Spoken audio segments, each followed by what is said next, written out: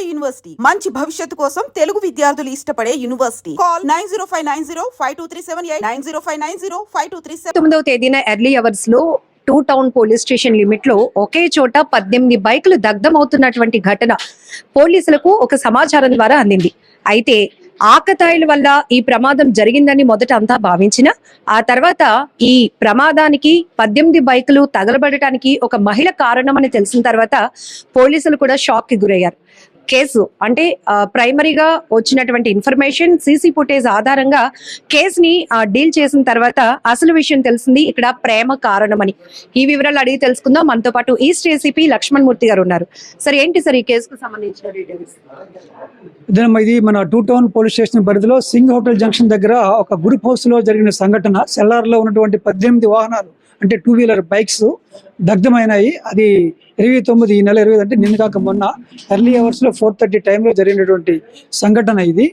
ఆ సందర్భంగా పోలీసులు ఫైర్ సిబ్బంది అందరూ కూడా వెళ్ళి దాన్ని ఆపడం జరిగింది. అదృష్టవశాత్తు ఎటువంటి ప్రాణ నష్టం కానీ ఎటువంటి ఇంజరీస్ కానీ ఎవరికి ఏం జరగలేదు, కానీ ఆస్తి నష్టం జరిగింది. దానికి సంబంధించి ఒక కేసు ఇక్కడ టౌన్లో నమోదైంది. కేసులో దర్యాప్తులో భాగంగా మా ఎస్ఐ సతీష్ గారు, అరుణాడు సిఐ గారు టీమ్స్ ఫామ్ చేసి అక్కడ సాక్షులు విచారించి సీసీటీవీ ఫుటేజ్లు చెక్ చేయగా ఒక ఆమెని అంటే ఇప్పుడున్న ముద్ద ఎవరైతే ఉన్నారో కరుణ ఆవిడ అనుమానించి ఆవిడ కోసం సెట్ చేసి ఆవిడని పట్టుకోవడం జరిగింది. పట్టుకున్న తర్వాత ఆమె కన్ఫెస్ చేశారు, ఒప్పుకున్నారు సీసీటీవీ ఫుటేజ్ చూడగానే.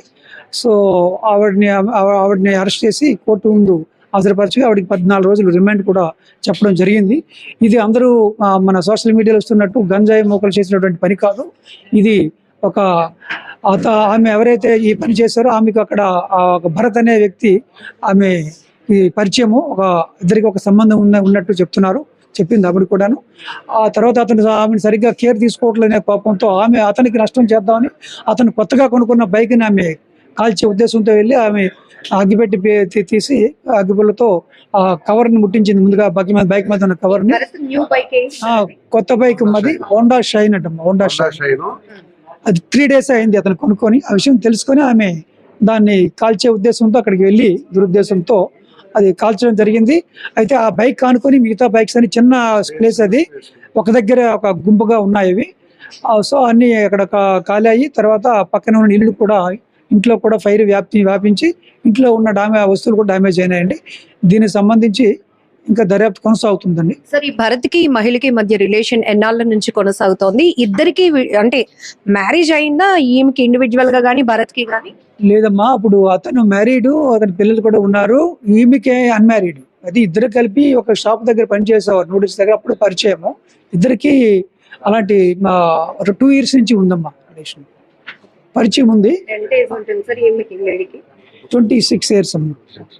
గతంలో కూడా అంటే తన ఇద్దరి మధ్య ఒక రిలేషన్ ఉంది, తను పట్టించుకోవట్లేదు కాబట్టి ఈ రకంగా కక్షపూరితంగా ఈ బైక్స్ అనేవి దగ్ధం చేసింది. ఇంతకు ముందు కూడా ఏమైనా ఇలాంటి అటెంప్ట్ చేయడం గానీ ఏమైనా నష్టం? ఇప్పుడు అక్కడ ఉన్న సాక్షులు చెప్పిన దాన్ని బట్టి మనకు తెలిసింది అక్కడ 2 bikes కూడా అంత ముందు, అంటే అక్కడ సెల్లార్లో కాదు బయట పార్క్ చేసినవి కాలిపోయాయి, 2 పాత బళ్ళు. దాని గురించి దాని గురించి ఏమి అడిగాము, కానీ అది నాకు సంబంధం లేదని నాకు చెప్పింది. దాని గురించి సమాచారం మనకి ఇంకా ఇన్ఫర్మేషన్ లేదమ్మా. ఎట్లా ఫైట్ చేస్తుంది సార్ బైక్?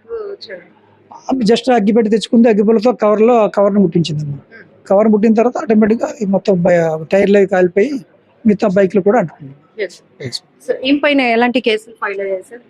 అదే ఈమె ట్రెస్ పాస్ చేసి అక్కడికి దురుద్దేశంతో కావాలనే ఆర్సన్ కేసు నమోదైందమ్మా.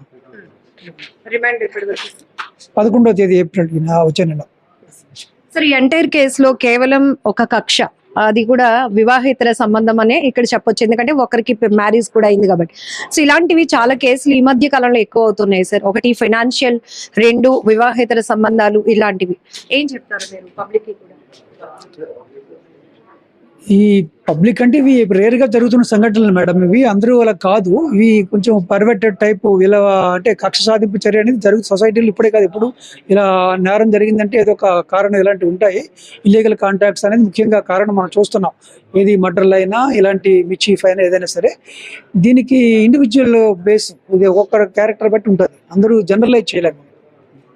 సో ముందు కూడా వాళ్ళ బేబీని కిడ్నాప్ చేయడానికి అట్లా ట్రై చేసిందని అట్లా అది ఇప్పుడు మనకి తెలిసిందమ్మా. ఇప్పుడు అంతకుముందు ఈ విషయం మనకి ఎవరు దృష్టి తీసుకురాలేదు. ఆమె ఈ దర్యాప్తులో అందరినీ క్వశ్చన్ చేయగా ఇది కూడా జరిగింది, అంతకుముందు ఏం చేసిందని చెప్పి ఏం చెప్పారు. జరిగింది సార్? ఆ ఇంట్లో ఒక పిల్లల్ని తీసుకెళ్లిపోయి మళ్ళీ తర్వాత ఈవినింగ్ తెచ్చి వాళ్ళు ప్రాధాయపడితే అది తెచ్చిందంట.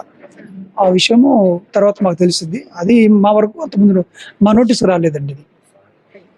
సో ఇది చాలా వరకు నేరాల్లో చూస్తే గనక ఎక్కువ శాతం ఆర్థిక సమస్యలు అలాగే వివాహేతర సంబంధాల కారణంగా కక్ష పెంచుకోవటం, ఏదో ఒక రకంగా అవతల వ్యక్తిని నష్టపరచాలనే ఉద్దేశంతో ఇక్కడ కూడా ఒక మహిళ తను రిలేషన్షిప్ లో ఉన్నటువంటి వ్యక్తి తనని దూరం పెడుతున్నాడని అక్కసుతో కక్ష పెంచుకొని తను కొత్తగా కొనుక్కున్నటువంటి జస్ట్ 3 days అయినటువంటి బైక్ ని దగ్ధం చేయాలి, ఆ కోపాన్ని అలా చూపించాలనుకుంది. అదే టైంలో చాలా తక్కువ ప్లేస్ లో పార్కింగ్ చేస్తున్నటువంటి 18 2-wheelers కూడా దగ్ధం అవటం.